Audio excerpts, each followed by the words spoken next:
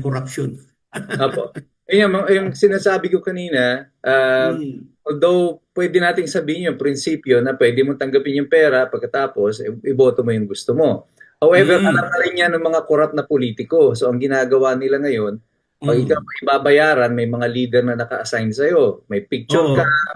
meron kang ID. Pagkatapos, ang payment ngayon, installment. Bayaran ka Mhm. muna ng kalahati, 1,000. O kaya kung Mm. kasi ngayon po, umaabot dito sa amin sa Bataan, may mga lugar dito, 5,000 bayaran kada isang botante, di ba? So, Ah, hindi mo na yan ibibigay lahat. Papabotohin mo nakabalik na na, po mga tapos kasama. pagka Ah, nakaboto ka na, pupunta ka mm. doon sa vote buying centers nila na dala-dala mo yung mga ID, tapos Oh. ipapakita mo doon. So, ang Mm. paliwanag sa mga tao, dahil may QR code, malalaman nila na kung sila ay ibinoto mo o hindi. Ngayon, Mhm. sa totoo naman po, hindi naman po nila malalaman talaga yon. Kaya lang, niloloko yung mga tao. At yung mangmang naman, ikaw naman na hindi Mm. masyado nakapag-aral, at Mm. interesado ka lang doon sa pera, sa kagustuhan mo na makuha pa yung kalahati, iboboto mo na rin sila kahit na ayaw mo. So yung prinsipyo na yan na sinasabing tanggapin mo yung pera, iboto mo yung Mm. gusto mo. Basically, na-cancel out na rin itong mga politiko because they've already mastered itong art of vote buying. At Oho. kasama dito ang mga institusyon ng gobyerno, kagaya mismo ng COMELEC, ng kapulisan, na wala namang Mm. ginagawa para pigilan itong sistema ng vote buying. Pansinin niyo po Mm. sa mga probinsya kung nasaan ang mga checkpoint, na andoon yung mga namimili ng boto. Kasi Oh, ang binabantayan, yung mga namimili ng boto, pinoproteksyonan, hindi hinuhuli, di ba? ganun ba? Ganun ba? Alam mo, Torne, meron ako nakausap politiko. Sabi ng isang politiko.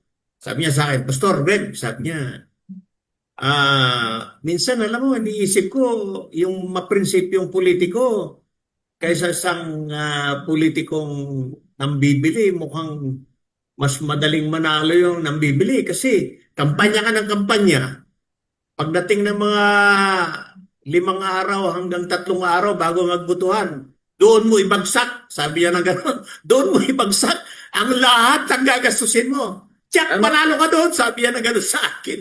Sabi ko kapag gaganyan naman prinsipyo ng politika sa inyo, napakababaw at sinisira ninyo ang kaisipan ng mga butante ka ako, sabi ko At sa kanya. paulit-ulit ko pong sinasabi yan na itong sistema ng vote buying na to ay banta sa ating demokrasya. Kasi eventually, ang mga mauupo dyan, puro mga magnanakaw na lang kasi namimili ng boto eh. Mm. Gagastos ka ba ng daang-daang milyon, di ba? Para sa posisyon na Oh. kumikita lang ng magkano, di ba? Sa Mm. 100,000 lamang kinikita mo bilang mayor. Oh.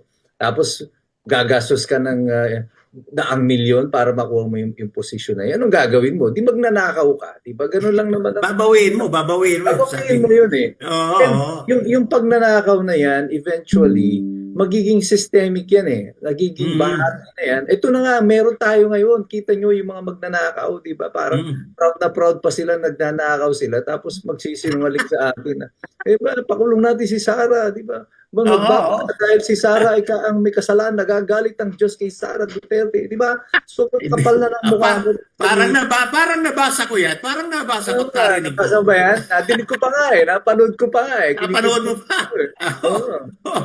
At Gusto ko pa ito. nakita ko kahapon sa Senado eh. Nakikipagkamay kay ano eh. Kay Attorney Poa.